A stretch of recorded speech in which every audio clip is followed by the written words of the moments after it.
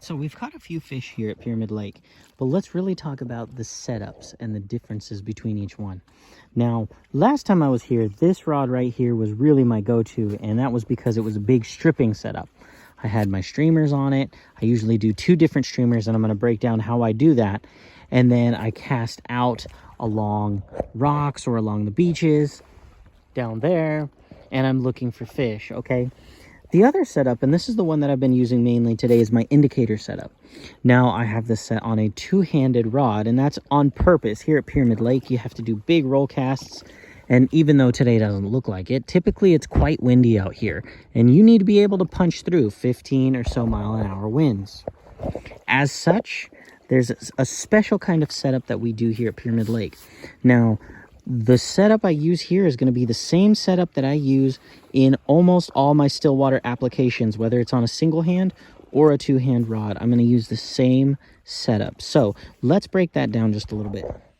All right, so let's break down what is a Stillwater setup. Now, typically, when we're looking at a Stillwater setup, a lot of times there's no current here, but a lot of us have experience in the river.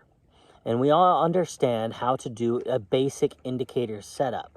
And that indicator setup, the reason I like to teach that first as a fly fisherman is because it's so applicable to any style of water you're in. So let's break that down just a little bit. Again, here at Pyramid, I'm using my 2-hand rod. This happens to be a 12-foot 6-weight Orvis Mission, okay? But you can do this on a single-hand rod, which I do quite often in a lot of our local still waters. So here is your basic setup. We're going to have our indicator, okay? And in this case, I have a large airlock, but you can make this smaller as your needs arise. But I do find in Stillwater, the larger sizes are better because you can add a bit more weight. Your flies could be bigger, and it just floats like a cork. Very easy to see. And in particular out here in Pyramid Lake, where there's lots of wind, you need to be able to see this thing. When it goes under, you got to be on it and you got to set. So if you have a small indicator, it can be very, very difficult to get set.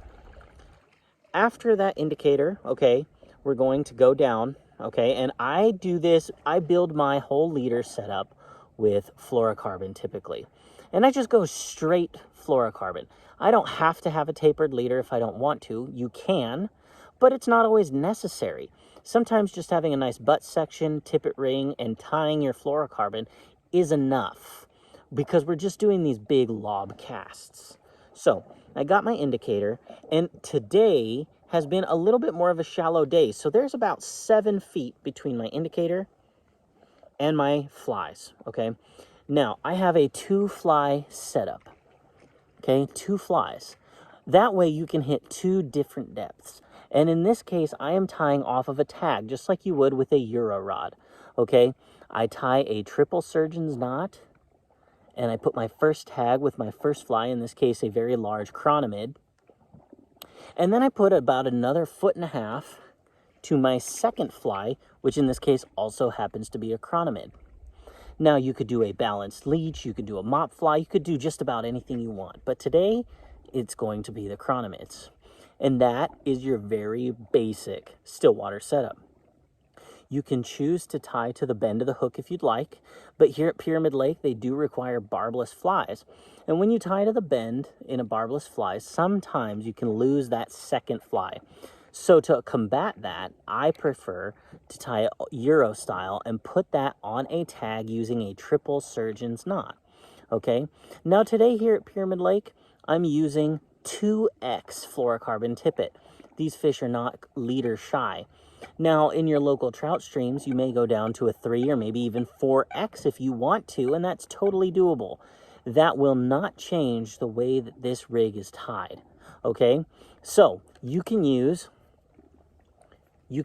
to just do a butt section of fluorocarbon, tippet ring, and then just straight fluorocarbon, or you can do a tapered leader and build off of that, okay? Now, if you do a tapered leader, my favorite is using a 2X tapered leader or a 3X tapered leader. I typically don't go less than that. Off of that tapered leader, and I will usually use a 9-foot tapered leader, I will add another 1.5 feet to my first fly and then another 1.5 feet to my second fly. And I'm moving this indicator all over the place in Stillwater, remember that it is not a reading water scenario. Some of that comes into play, understanding structure and depth, but really depth is everything. So follow the 30-minute rule. That is how I like to go about things. If I haven't had any action in 30 minutes, I'm going to make an adjustment, and typically it's going to be depth. Maybe I move it a foot down or a foot up. Fish another 30 minutes. If you don't have success, make another adjustment. Maybe change your fly. If you don't have any success, after 30 minutes, change it up again. This is how the indicator setup works. Okay, find your structure, your rocks, your ledges, your weed lines. Fish those hard. Now, understanding your seasons are important. Here at Pyramid Lake, we're in the midst of chironomid season, okay? But early season, we do balance leaches. So, learn your local fisheries, okay? Each local fishery will have different seasons, times where bait fish are out, or chironomids are out, or damselflies are out, and that will greatly impact which fly you tie on. But your rig is very basic, okay? It does not have to be complicated. It is your indicator, your 3x is your minimum. You can go to 2 or 1x, but 3x or 2x is my favorite, okay? Building out with fluorocarbon, so that way it sinks. It aids in the sinking process, and a 2-fly rig so that you're always hitting 2 different depths. And in this case, I use a triple surgeon's knot to create my tag section, so that way I can put a balanced fly or a nymph, and either way it's going to present properly. Hopefully that helps a little bit, and if you have any questions, please leave them down below. Please follow and subscribe for more content. Thanks, guys, and tight lines.